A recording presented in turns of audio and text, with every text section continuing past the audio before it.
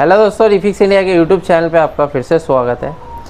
तो दोस्तों, आज हमारे पास जो है हायर का बोर्ड है जो कि डेड कंडीशन में है और इसको हम बेसिक तरीके से अगर हम इसको चेक करते हैं तो अभी मेरे को इसके अंदर जो प्रॉब्लम दिखाई दे रही है वो 5 वोल्ट का जो इसके अंदर बक कन्वर्टर है वो इसका प्रॉपर काम नहीं कर रहा है। तो उसको हम कैसे ओरिजिनली रिपेयर कर सकते हैं, इसके लिए हमारे को प्रॉपर तरीके से इसकी जानकारी होनी चाहिए, तो हम इसको अच्छे तरीके से रिपेयर कर सकते हैं। तो इस वीडियो के अंदर मैं आपको दिखाता हूँ किस तरीके से हम इसको चेक करते हैं, कैसे हम इसको रिपेयर करेंगे। तो चलिए स्टार्ट करते हैं। पहले मैं आपको दिखाता हूँ कि इसके अंदर जो कंडीशन है वो क्या आ रही है। जैसे हम यहाँ पे पावर लगाते हैं तो पावर लगाने के बाद अगर आप यहाँ पे देखेंगे तो इंडिकेटर नहीं है। यहाँ पे आप यहाँ पे देख सकते हैं नो इंडिकेटर में ये हमारा जो है बोर्ड है। और नो इंडिकेटर की कंडीशन में क्या है कि ज़रूरी नहीं है कि पावर सप्लाई ही ख़राब हो, मदरबोर्ड में भी दिक्कत आती है।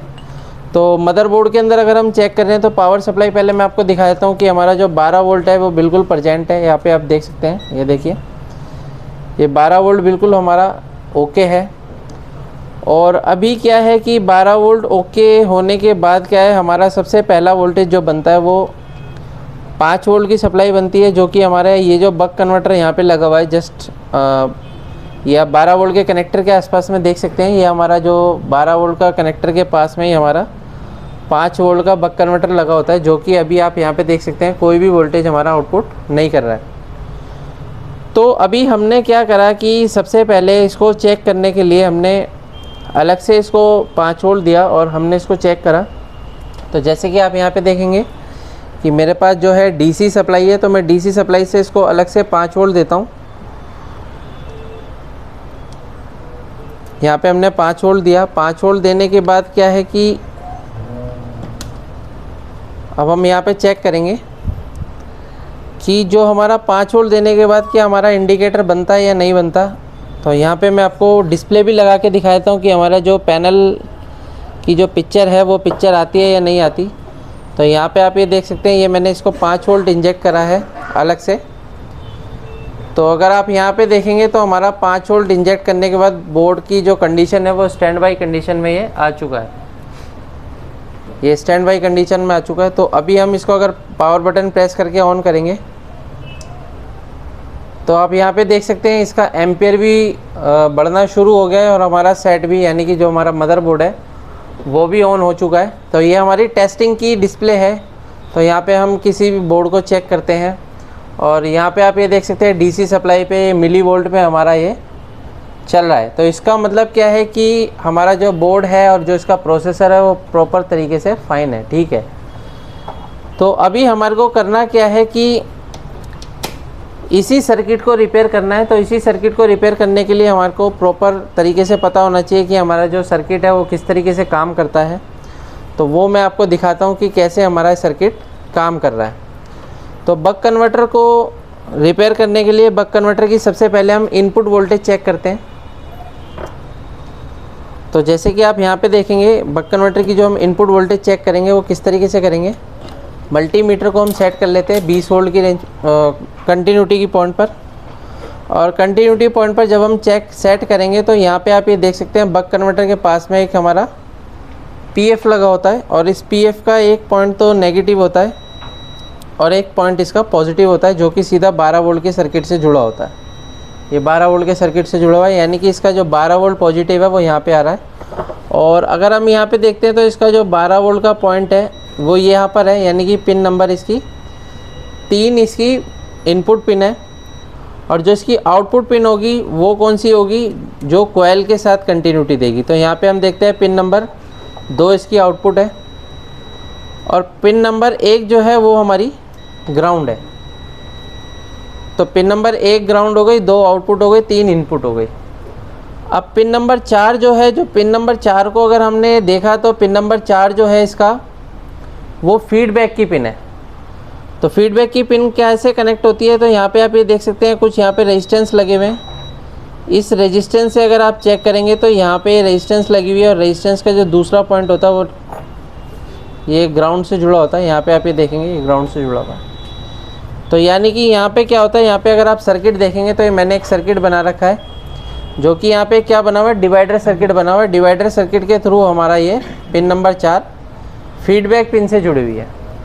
अब फीडबैक पिन से यानी कि ये जो रेजिस्टेंस लगे हुए हैं, यानी कि हमारा क्या बना हुआ है, डिवाइडर सर्किट। डिवाइडर सर्किट के थ्रू हम क्या कर सकते हैं, आउटपुट की वोल्टेज को घटा और बढ़ा सकते हैं। लेकिन हमारे को 5 वोल्ट ही रखनी है, तो हमारे को यहाँ पे कोई छेड़छाड़ नहीं करनी।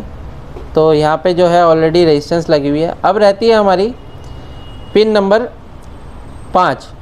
तो पिन नंबर 5 अगर हम देख रहे हैं, तो पिन नंबर 5 जो है वो हमारे को किसी के साथ भी कंटिन्यूटी नहीं दे रही है। यहाँ पे आप ये देख सकते हैं, पिन नंबर 5 हमारे को किसी के साथ भी कंटिन्यूटी नहीं दे रही है। आपको मैं प्रॉपर तरीके से दिखाता हूँ, ये देखिए।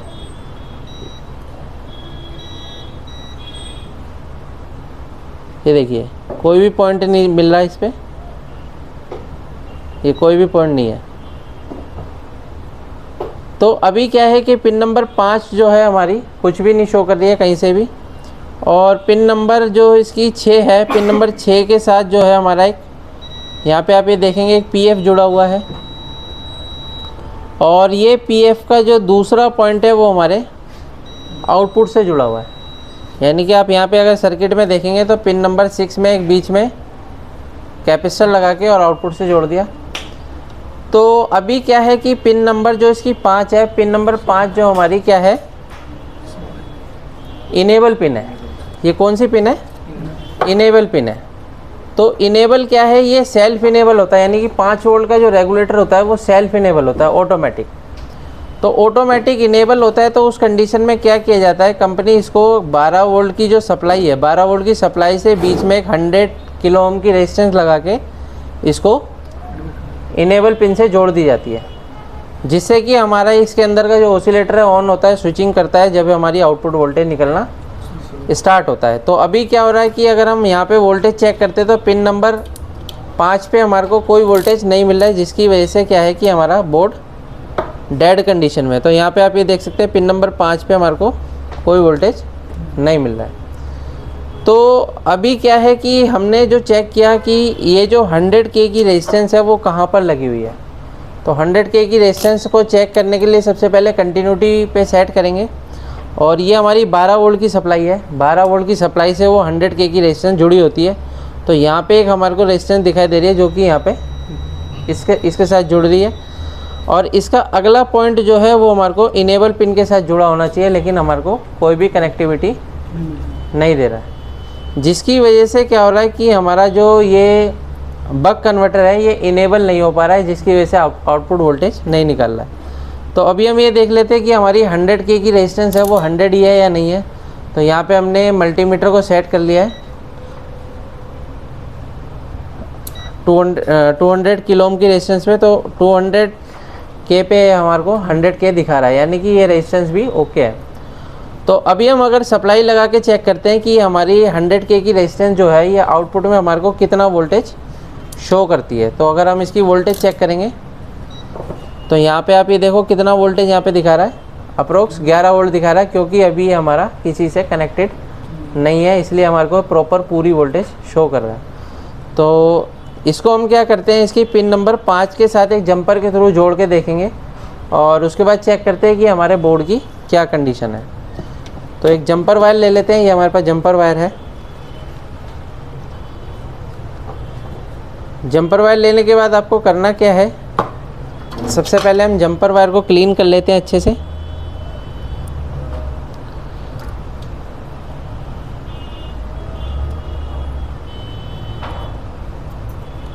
तो ये हमने यहाँ पे क्लीन कर लिया है। क्लीन करने के बाद क्या करेंगे, अब हम यहाँ पे एक जंपर लगा के चेक करेंगे कि हमारा क्या कंडीशन रहती है।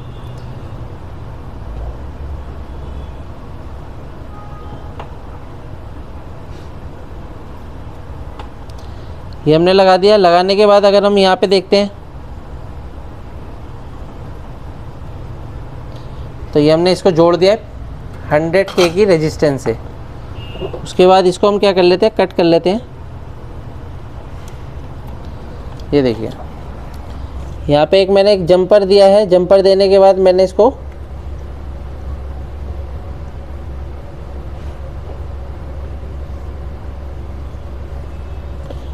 जोड़ा है एक रेजिस्टेंस के साथ।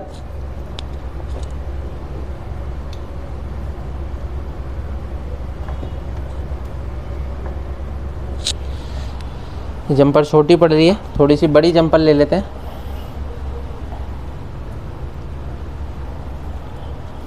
क्योंकि कभी भी जंपर लगाते हैं तो हमारे को फिनिशिंग से जंपर लगाना पड़ता है। आपस में अगर शॉर्ट होता है तो कहीं पे भी हमारा सर्किट बर्न भी हो सकता है, जल भी सकता है।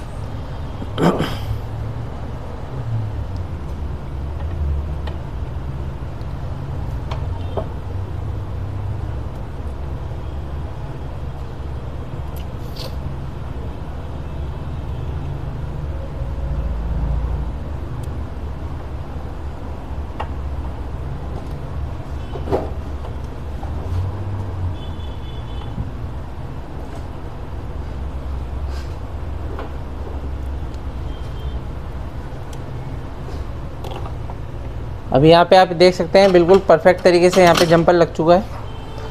अगर आप यहाँ पे देखेंगे तो ये हमने जंपर लगा दिया है। अभी जंपर लगाने के बाद अगर हम देखते हैं कि हमारे यहाँ पे ये जो रेजिस्टेंस है, रेजिस्टेंस पे क्या वोल्टेज हमारे को मिलती है, तो पहले हम पावर लगा के देखते हैं कि रेजिस्टेंस पे हमारे को कितना वोल्टेज मिलता है। तो अगर आप यहाँ पे देखेंगे